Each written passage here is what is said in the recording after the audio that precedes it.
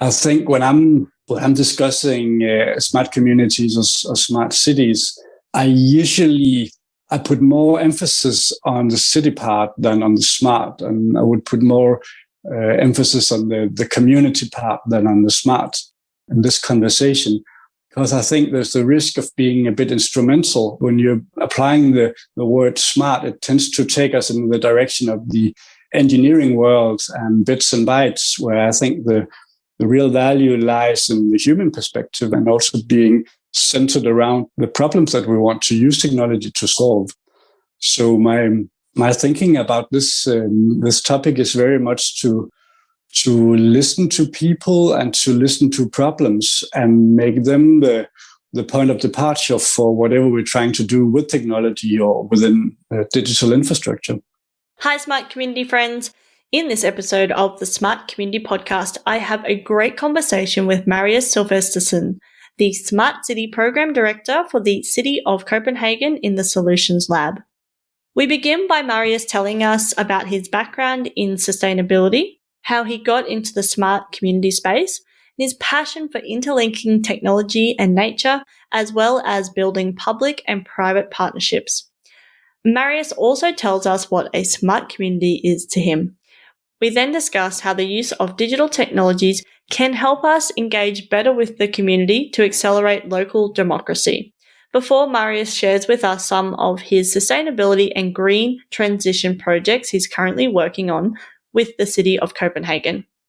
We finish our chat with Marius sharing some examples of how the City of Copenhagen uses technology to measure carbon neutrality and how they are working towards better mobility in the city. Marius talks about how important it is to listen to the community and understand their language to plan smart communities. And we discuss the emerging trends of ethical technology and the further use of digital tools for citizen engagement to serve communities better. As always, we hope you enjoy listening to this episode as much as we enjoyed making it. Welcome to the smart community, smart regions, smart towns, and smart cities. It's where we live, work, and play. With smart communities, the future starts today. Big data, smart mobility, emerging trends galore. The Smart Community Podcast is what you're looking for. Hello, Marius. How are you today? Hi, I'm great. Thanks. Thanks for asking. How are you? I am also doing wonderfully on this Friday evening here in Australia. You know, I'm drinking wine, you're drinking coffee. What can't get much better than that, really. Let's just jump straight in. And can you tell us about your background and what you're passionate about? So I guess I've been working with sustainability for many years now. It started off really when Copenhagen and Denmark was hosting the COP15, the Conference of Parties. So everyone was eager to make a Green Deal back in 2009, actually. And I guess we come a long way since then. But that really got me into the issue of green transition. And then I guess I've been moving towards the digital space lately because I think there's a great potential in using digital technologies to actually accelerate the green transition. So I've been on a journey myself from core sustainability, working in government to working also in the digital space and working for cities and companies. Yeah, excellent. So, that's a little bit about how you got into this kind of smart community space, but can you give us a little bit more detail, how you went from this sustainability to then going, digital? How did that all link together? Yeah, so basically, I guess I've been interested in the digital technologies for many years, but also being trained as a sociologist, I'm very interested in the human perspective and the societal perspective. So I've been waiting for my understanding to mature and perhaps also for the technology to mature so we can actually use the data, use the modern technologies to combat some of the most difficult problems that we are facing, especially in cities today. And I got a job in the City of Copenhagen where I'm managing Smart City. So it was quite natural for me to try to interlink what Copenhagen is doing vis-a-vis green transition, what is going on within the digital realm. So Copenhagen is obviously quite aggressive in its targets to become carbon neutral. So we want to get there by 2025. And I guess when that goal was commissioned, it was many years ago, it seemed to be like far away in some distant future. But now we're getting there, and it's getting increasingly difficult. I'm pretty certain that we're going to reach the goal. But to get to like the end goal of carbon neutrality, we really need to use new technology. So we cannot do with what we have already. So that would be like a big hunt for innovation, and especially within the digital space. So that's why I'm trying to fuse these two worlds now at the moment here in Copenhagen. And what are you particularly passionate about? So I would say many people working with technology or the environment, they have a very, like in some ways, a narrow focus on either the tech side or the nature side, where I'm really passionate about trying to interlink these two domains of society. And there's another way I'm trying to build a bridge, and that is between the public and the private enterprises. So I guess many of these issues that we are facing today, such as getting to a more circular economy or climate resilience or stuff like that, these mega problems, they can't be solved by cities themselves. We simply need to reach out to the best corporates in the world, and also, of course, the startup community that has more like an innovative approach to that. So without having this link to the private sector, I think it's not possible for the public sector to actually get to a greener and a more just city, and that is the end goal that we're working towards. So I think it's mandatory these days to work across the private-public sector divides. Also mentioning COVID-19 and other issues. So these mega problems, they cannot be solved by the private or the public sector alone. We simply need to work together. So that has been like a guiding star for much of the work that I have been doing, or actually the way I'm trying to solve problems is building public-private partnerships. Okay. I'm so keen to jump into talking more about the programs and things and everything that you've been doing, but we'll go a bit higher first. And what is a smart community to you? I think when I'm discussing smart communities or smart cities, I put more emphasis on the city part than on the smart, and I would put more emphasis on the community part than on the smart in this conversation, because I think there's the risk of being a bit instrumental when you're applying the word smart. It tends to take us in the direction of the engineering world and bits and bytes, where I think the real value lies in the human perspective and also being centered around the problems that we want to use technology to solve. So my thinking about this topic is very much to listen to people and to listen to problems and make them the point of departure for whatever we're trying to do with technology or within digital infrastructure. In the Nordic countries, I guess we have a tradition of really listening to our communities. So doing citizens engagement, that is not a new thing. It has been there all along almost. And it's mandatory in almost all of our planning processes that we have some kind of interaction with the community and with the individual citizens. So it lies deeply within the DNA of city planning in the Nordics that we have this orientation towards communities. Also the notion of local democracy is pretty strong here in Northern Europe. We have a lot of like different neighborhoods are organizing themselves. They get resources from the municipality to solve some of the problems that would be very local and close to the hearts of the inhabitants in these neighborhoods. And I guess that's a nice way of thinking about city development, not thinking of it as a very centralized effort, but actually making certain that you dig into the knowledge that is out there in the communities. So I very much like that approach that you're talking about in your podcast. Mm-hmm. Well, thank you. And yeah, so interesting to hear about, I guess, the history and how long you've been doing this for as well. And so I'm keen to hear you've done like community engagement for so long, consultation, it's in your DNA. But you've also been on this smart city, smart community journey for a long time as well, the City of Copenhagen. So can you tell us how did it all start? I don't know if you can answer that, but how did it all start? Where did that thinking come from? But then also, in your perspective, how have you seen it mature in the last, I don't know, few years or even the last decade? Because I know you've been doing it for quite a long time. Great question. So I guess one of the things I've been thinking about in the last couple of years is, so how come if we're so good at working with citizens' engagement in the Nordic countries, how come we are still doing it in kind of an old-fashioned manner? Why are we still using public hearings or sending out documents for people to respond to, or having like a PowerPoint show from some civil servant? Is that really the way to interact with people nowadays? So I guess we need to build on some of the legacy that we have within citizen participation, but being much more skilled at actually using the possibilities that are within the digital space to actually engage people even more.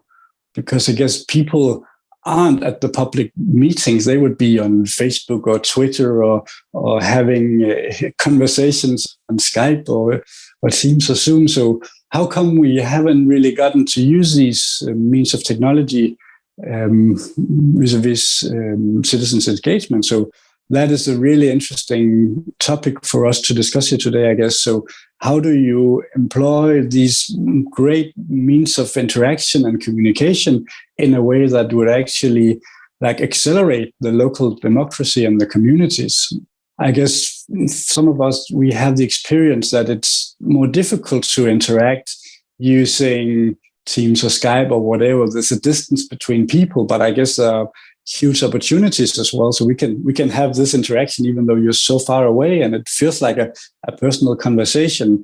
How do we use this method in order to engage our communities in the policy development and the city planning that we're doing? So I would really like to see the digital methods being put into work in underpinning the legacy we have around citizens' participation and building on the knowledge in our community. So that would be a great challenge to look into in the next couple of years, because I guess the technology is there. We just have to use it in a way that is furthering our democracy. Mm-hmm.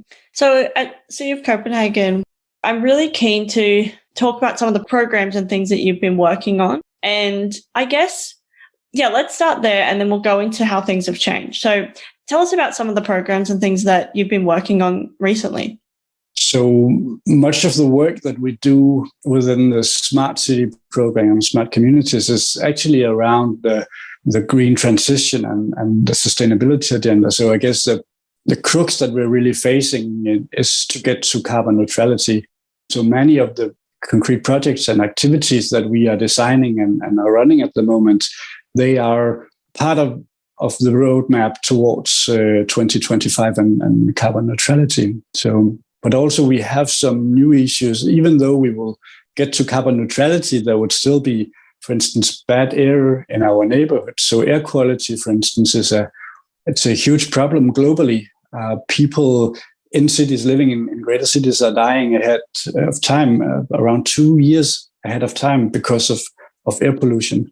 And I guess that is really a global problem. So the air in Copenhagen is fairly clean, but if you go to some place in Asia or North America, they really have some difficulties with the air quality.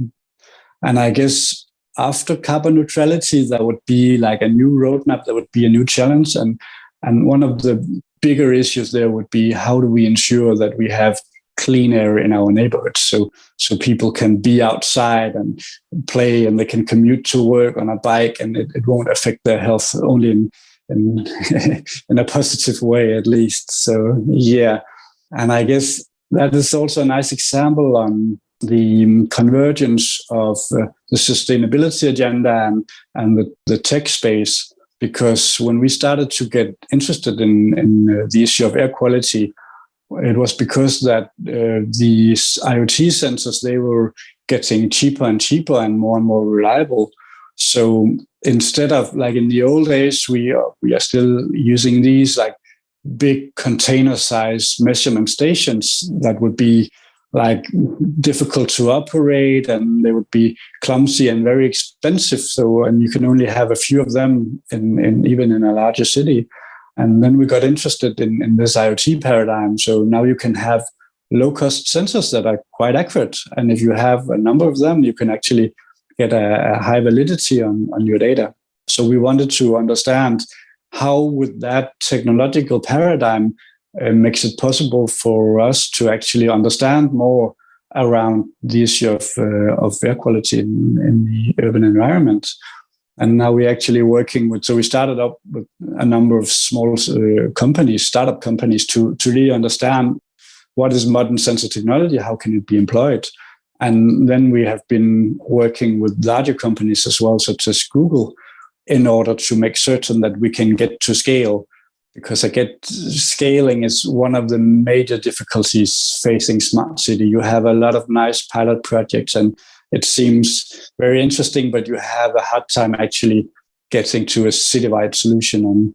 And I guess for us, the real KPI would be to make certain that the services and applications that we are building, that they would be in high demand and they would work. Actually, they would solve a problem, and thus they would scale to cover the entire city of Copenhagen.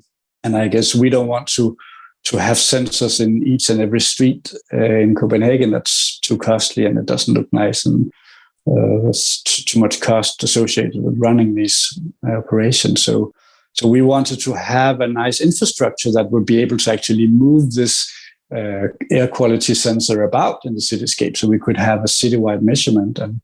And then we got in touch with Google, and the Google Street View car is a nice physical infrastructure that makes it possible for us to move this sensor about in the city and cover each and every street in Copenhagen. So I guess that's a nice example of how to employ technology within sustainability agendas and make certain that we will get a very detailed map of the air quality in Copenhagen, drill down to individual streets.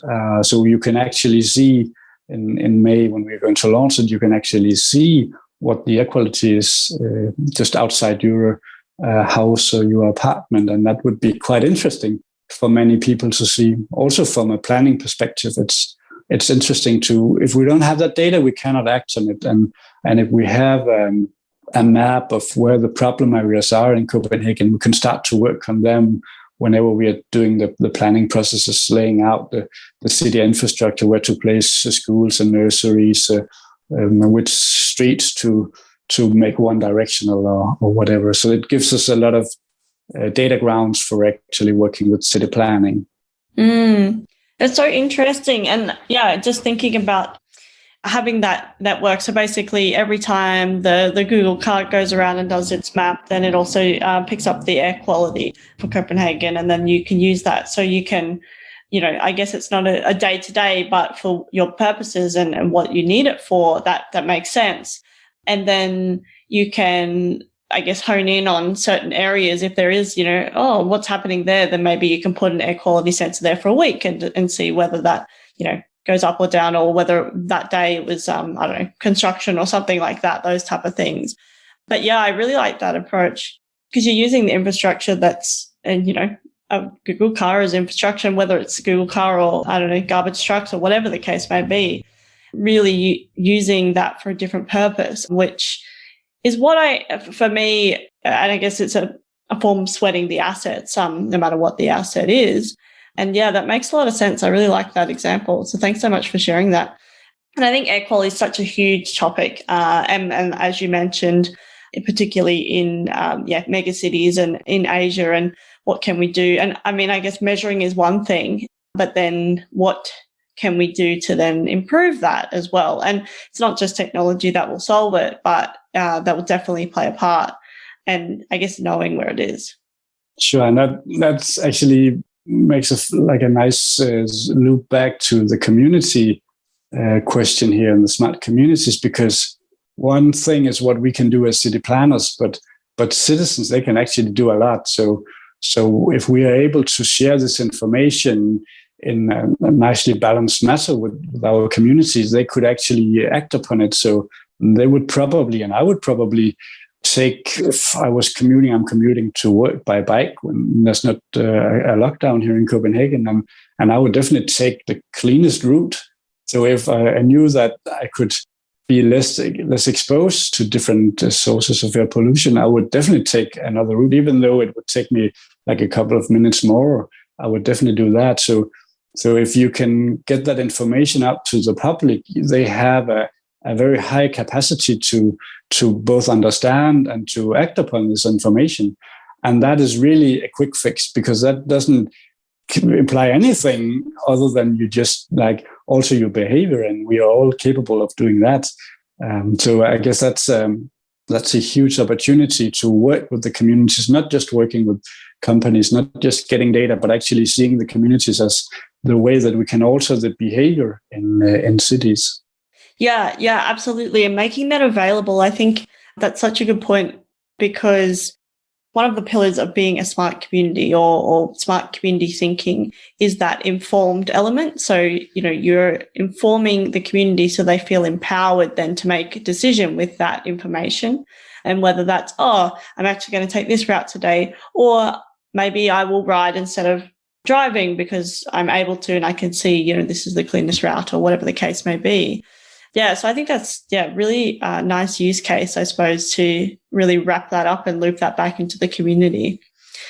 I'm keen to dive in a little bit deeper into, because I think a lot of people have heard the term carbon neutrality, cities working towards it. How has technology helped you to do that? Do you have any specific examples where you've used technology either to measure or monitor or to impact carbon neutrality, and how you're working towards that for the City of Copenhagen?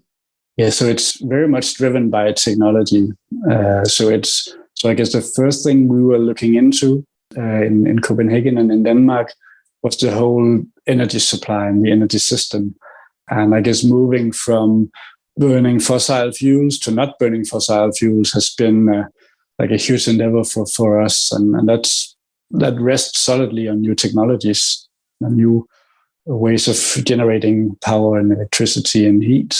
So, but that is, I guess, here in Denmark at least, that is more or less in place. And we have a high degree of wind power in our electricity system, of around getting to 50% very soon. So we have come a long way there.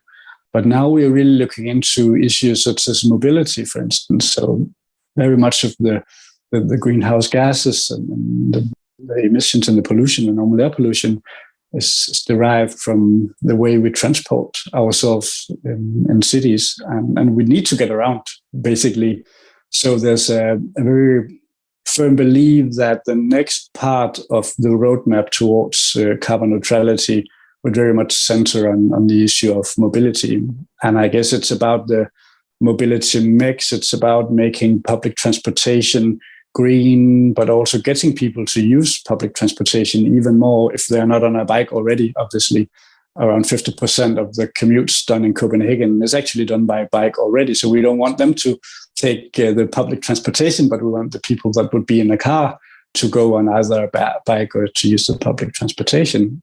And I guess it's very much about like having a high degree of convenience, that it's easy to use the public transportation. It's easy to use the city bikes or the Douglas bikes that we have in Copenhagen as well. And actually interconnecting different modes of transportation. So if you're living in the suburbs and you need to get to work in the city center, you will probably need to use more than one means of transportation if you're not using your car. So we need to make it very easy and very convenient to get from outskirts of the city to the city center by using public transportation or combining that with a bike or walking the last half a mile. Or how do you get to your end destination is actually the goal. We are actually doing another thing that is quite thought-provoking and gives us a little bit of an anxiety here in Copenhagen. We're closing down the inner city for traffic, for cars. So we need to get people in and out of the old part of the city without using cars, or at least using only electrified transportation and bikes and stuff like that. So that would really, I guess, take us to the next level if we are able to to solve that problem, and by using new technology, by making a more seamless integration of different modes of public transportation, making certain that it's easy to orient yourself within the inner city, also getting the cars out physically, having some kind of barrier so cars would not enter into the inner city. That's a very difficult issue as well. And if we're able to solve that, that would give some new grounds for working with a city that is not primarily built on roads and cars, but would be built on public transportation and bikes primarily. So that would be the next thing to think about, how to create a city that is not dependent on the old automotives, but are actually resting on electrified transportation, public transportation, and bikes. Mm-hmm. Yeah, it sounds like lots happening, lots going on, lots of change. Is there any other projects that you're particularly excited about that you'd like to share? I think we're doing a lot of stuff at the moment. I would circle back to the issue of community engagement, because that's your agenda, right? So I would say trying to use some of these digital tools that we have at hand already to get our civil society and our communities to voice their opinion, and for us as city planners and city officials to be able to listen into the conversation that goes on in the communities.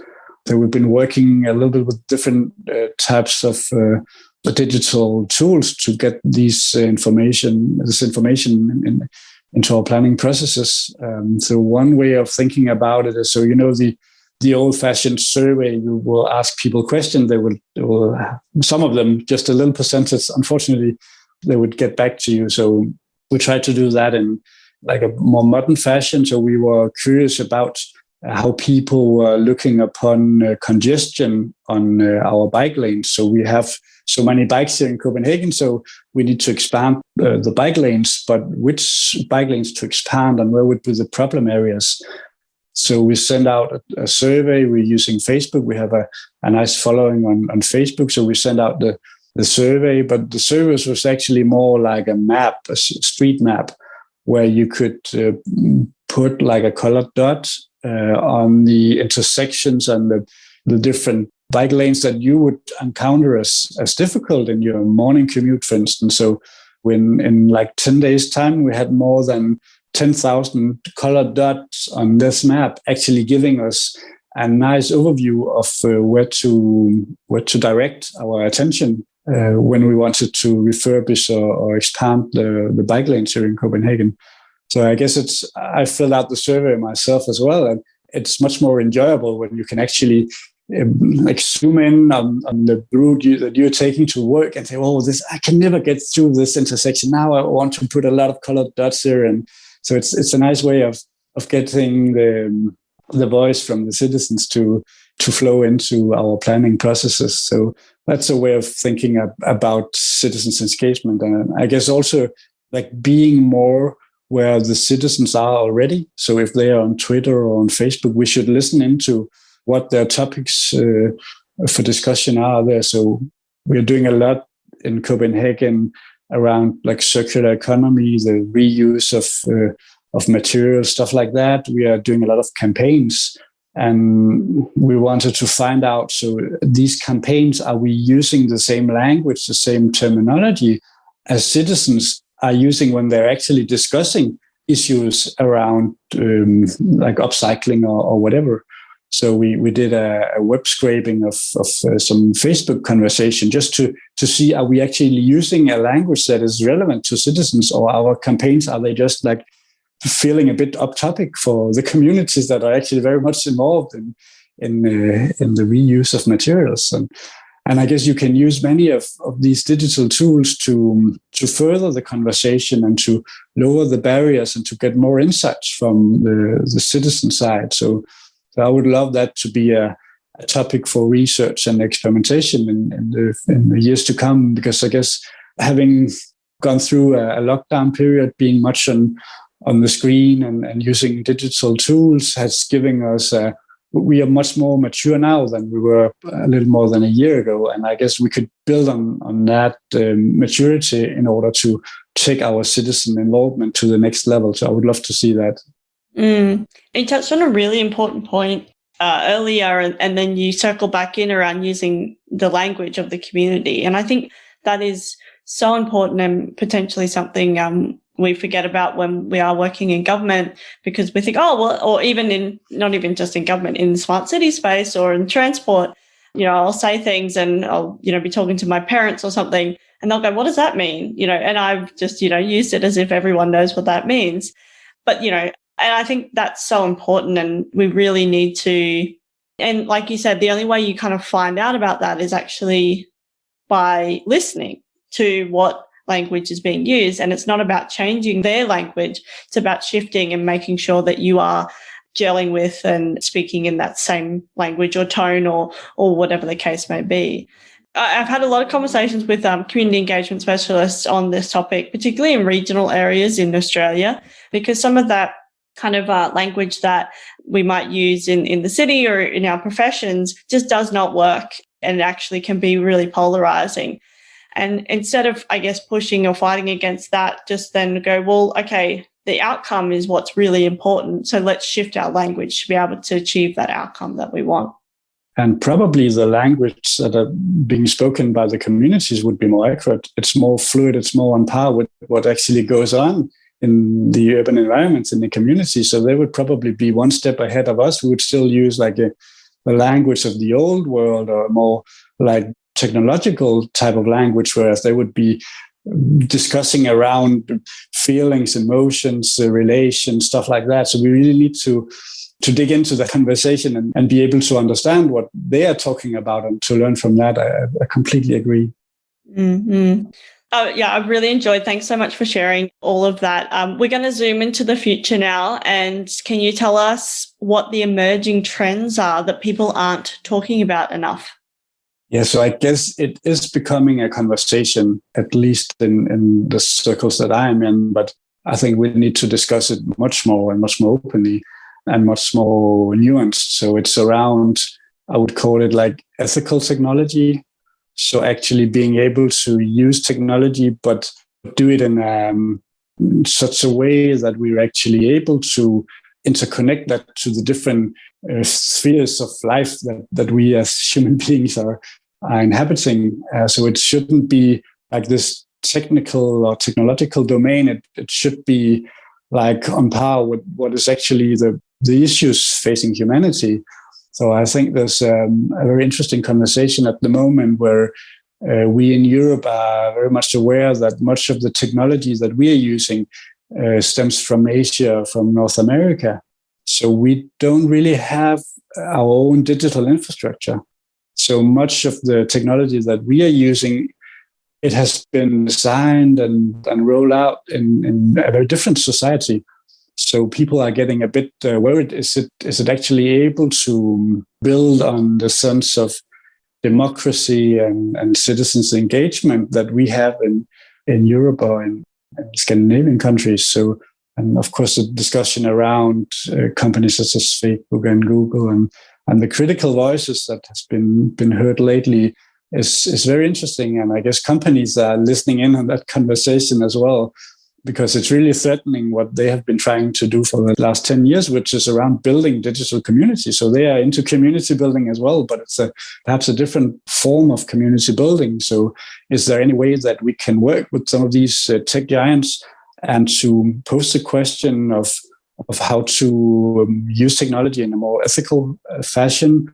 Or do we actually need to build our own digital infrastructure? Do we need to support digital companies and to mature digital companies? So to build our own tech giants that would be more engaged in the discussion around democracy, or how to think about this challenge. So there's no doubt that these great companies, they are really skilled and they are giving us some very valuable infrastructure. But is it furthering democracy? Is it making life better for people? That is what we are discussing at the moment. And I think it's very interesting to see how Europe and Asia and North America have different takes on that discussion. So I guess that would be a thing of the future, to understand tech is not good or bad, but it's instrumental. So how do we put it in the service of of the type of society that we want to build and that our citizens want to live in. That would be the real discussion going forward from here.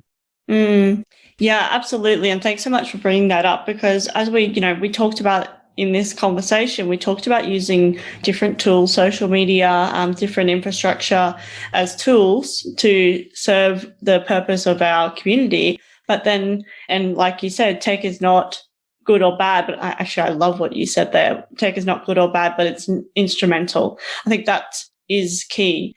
And that's why, one of the reasons I'm in this space is because tech is happening whether we like it or not. So we need more people in it to be having those different backgrounds, questioning what's happening, and not saying everything's bad and we should stop progress and all those type of things. Because like you said, it's instrumental. It's instrumental to carbon neutrality. It's instrumental to building community. It's instrumental to, having better government services, etc. So yeah, I think that's such a deep and rich conversation that's coming. And it's already starting to happen and more on the podcast. I've been doing this for 3 years now. And definitely when I ask people this, it's coming up more and more, which is great.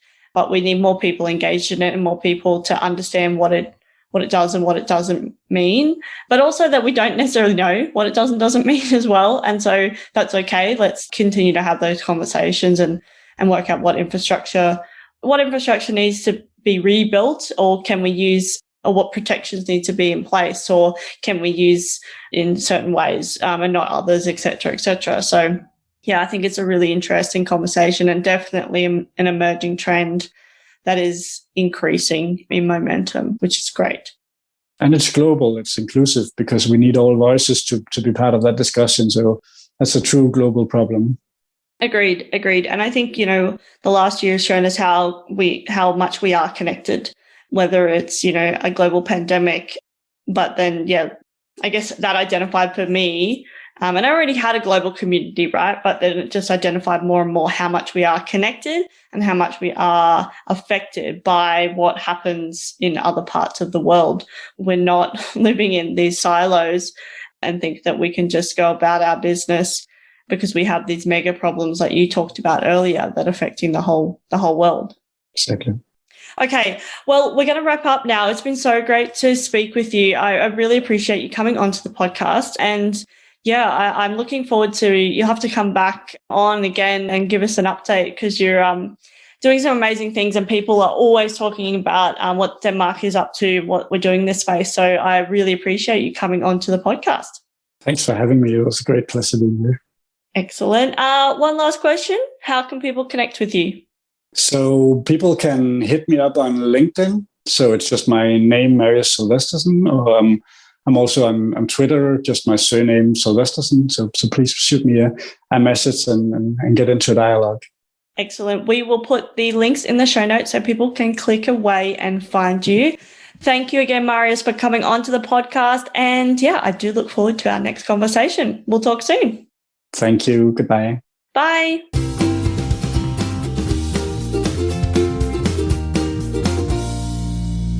Are you looking for an engaging speaker, MC, or facilitator for your next big event? Then we've got you covered.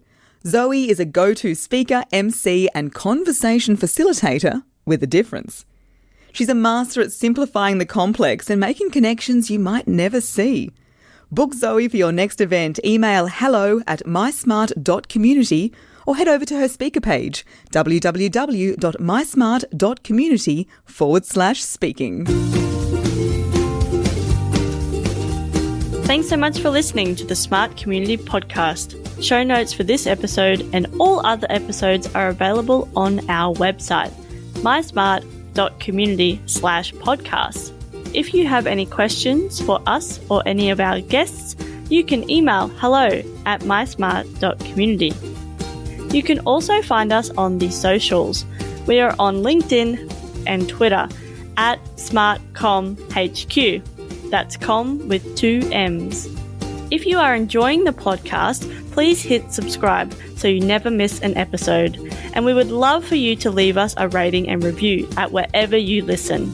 This really helps us reach more ears and eyes, so thank you for your support. As always, we hope you enjoyed listening to this episode as much as we enjoyed making it.